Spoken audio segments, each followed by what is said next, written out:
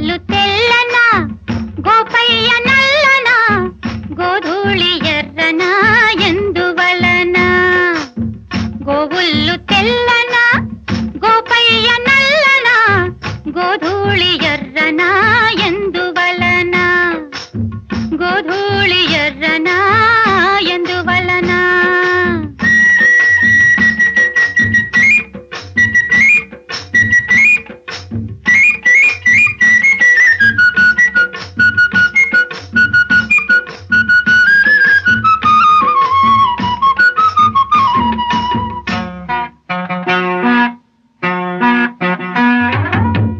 తెల్లావు కదుపుల్లో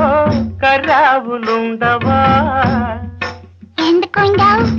కర్రావు కడుపున ఎర్రావు పుట్టదా